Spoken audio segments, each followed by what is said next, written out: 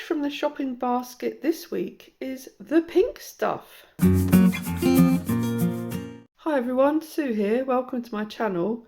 Now I haven't seen this product before, but when I was looking for cleaning products and I saw this extremely low cost miracle cleaning paste, I thought I'd give it a try and see whether it is really a miracle.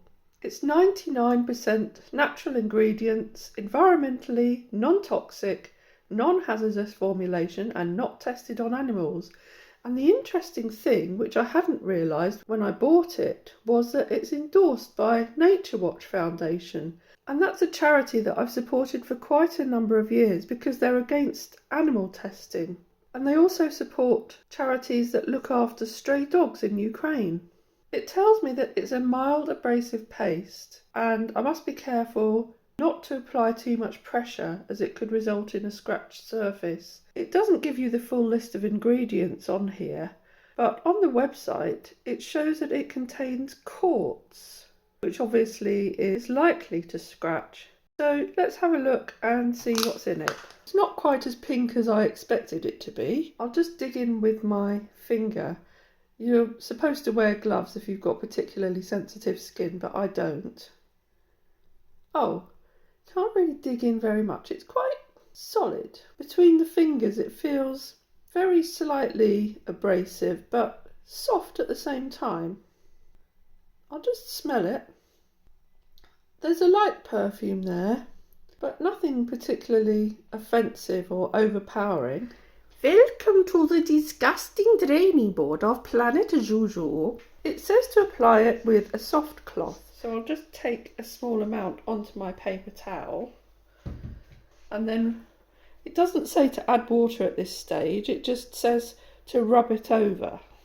I can sort of feel the abrasiveness on this, and the pack does say that you shouldn't use it on polished surfaces like polished stainless steel, but this is brushed stainless, so it shouldn't be too bad. And look at that that's come off already. It seems to be taking off part of the stainless steel because that's definitely not dirt. I'll just do this half and I'll leave the other half to see if we can see a difference. Right, now I'm going to rinse it with another damp cloth and just see what the result is here. Well, for an environmentally friendly product, I'd say that was pretty good.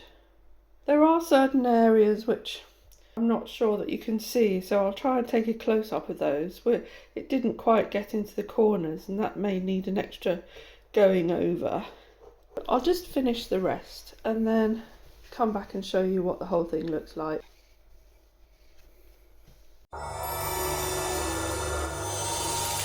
Well, that's done a good job of a 16-year-old sink. You do have to make sure that you wash it all down afterwards, as it can leave a powdery looking residue if you're not careful. I'll try some on a teaspoon that's been used for making tea, and it just gets put in the spoon container and gradually builds up some tannin on it. Well, that did the trick quickly. I'll just try it on the spoon holder now. This is made of melamine and it's got a transferred coating on it, so I'm not going to press too hard, but you can see where the tea stains are. That's done quite well on the front, but on the back there are quite a few drip marks, so I'll see how well it does on that. Well, it's better, but it hasn't completely eradicated those stains. It's done no worse than bleach because those stains seem to be embedded in the melamine. Let's try it on some UPVC. I've got an interesting patch of limescale here where we keep the cat's water bowl. So let's see if it gets it off. Squeak test. A few more befores and afters of things that I've tried it on. Is it a miracle? No, but it's a good product to have in the cleaning cupboard. I hope you found that interesting. Thanks for watching and hope to see you again soon.